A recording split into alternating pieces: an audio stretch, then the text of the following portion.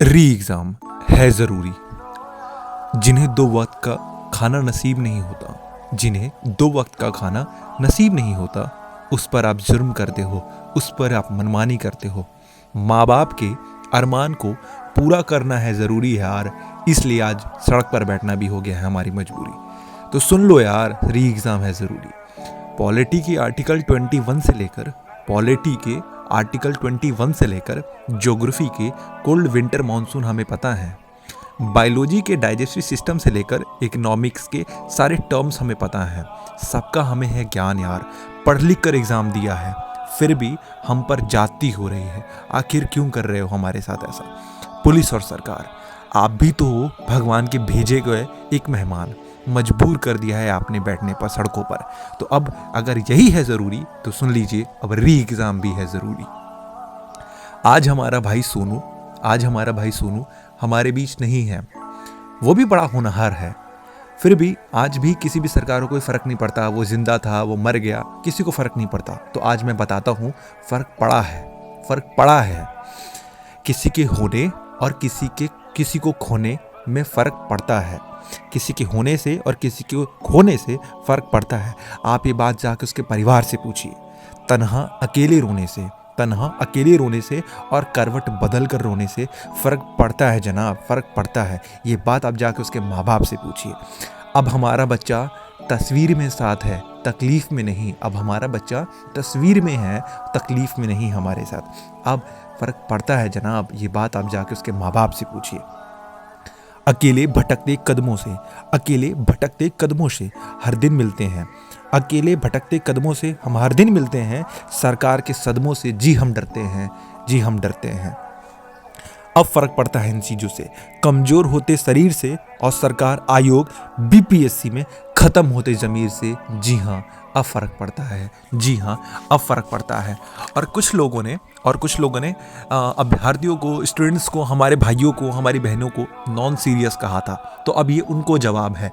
अब जिस कोठी में बैठे हो, अब उस कोठी को जवाब है, उस दीवारों का जवाब है, क्योंकि आप बहरे हो चुके हो। 2x2 के कमरे में रहकर पढ़ने वाले, और आप एसी में पूरा दिन काटने वाले 10 से 5 वाले हो। फिर भी आपसे बड़ा इंसान और इंसानियत हमारे पास है। कैसे? वो समझिए। 2x2 के कमरे में रहकर पढ़ने वाले और आप एसी में पूरा दिन काटने वाले, फिर भी आपसे बड़ा इंसान और इंसानियत हमारे पास है। लाख प्रॉब्लम्स होने के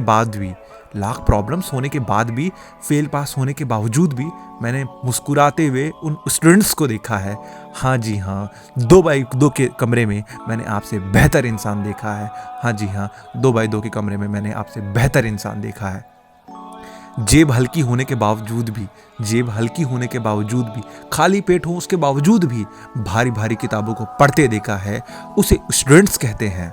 पैसा ना होने के बावजूद भी एग्ज़ाम्स के लिए जाते हुए देखा है। फिर भी मैंने उन्हें ट्रेनों में भी चढ़ते हुए देखा है।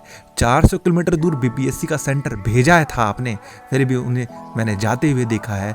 तो अब सच बताऊं यार, उस 2x2 के कमरे में मैंने आपसे एक बेहतर इंसान देखा है। इस एग्ज़ाम में 2 दिन पहले घरों से निकलते हमने देखा है। इस एग्ज़ाम्स के लिए उन स्टूडेंट्स को हमने घरों से निकलते देखा है। इस एग्ज़ाम्स के लिए दिन रात एक करके पढ़ते हुए देखा है। इस एग्ज़ाम के लिए रातों की नींदों की कुर्बानियां हमने देखी हैं। फिर भी आपका आयोग इस परीक्षा को नहीं करवा पाया। अब तो ले लो यार री एग्ज़ाम। आपके दिए हर सितम को देखा है। ठंड में वाटर कैनन और लाठी चार्ज को भी देखा है। अब तो शर्म करो यार, अब तो शर्म करो। आपके दिए हर सितम को देखा है, ठंड में वाटर कैनन और लाठी चार्ज को देखा है। अब तो शर्म करो यार, अब तो कराओ री एग्ज़ाम। आज भी गर्दनी बाग में हमने अपने भाइयों को और बहनों को धारते देखा है। आयोग, तुमसे बेकार आयोग मैंने कहीं नहीं देखा है। आज भी हम अहिंसावादी हैं। आज भी हमने किसी पुलिस वालों को मारा नहीं है। कोई पुलिस वाला घायल नहीं हुआ है, लेकिन हमारे भाई घायल जरूर हुए हैं। पूरा पीएमसीएच भर गया है। ना तूफान था ना आंधी था। अंग्रेजों को बिना चाटा मारे भारत जैसा दहकता देश वापस ले लिया। भारत के उस दहकते सूरज का नाम महात्मा गांधी था। तो हम उनके अनुयायी हैं, और आयोग को हम ये बताना चाहते हैं, और सरकार को भी, जो ये कहता है कि चुप हो जाओ। मैं शब्दों की दीपशिखा हूं अंधियारे चौबारों में, और हम वाणी के राजदूत हैं और सच पर मरने वाले हैं। और सुन लो बीपीएससी कान खोलकर, हम डाकू को डाकू कहने की हिम्मत करने वाले हैं। धन्यवाद।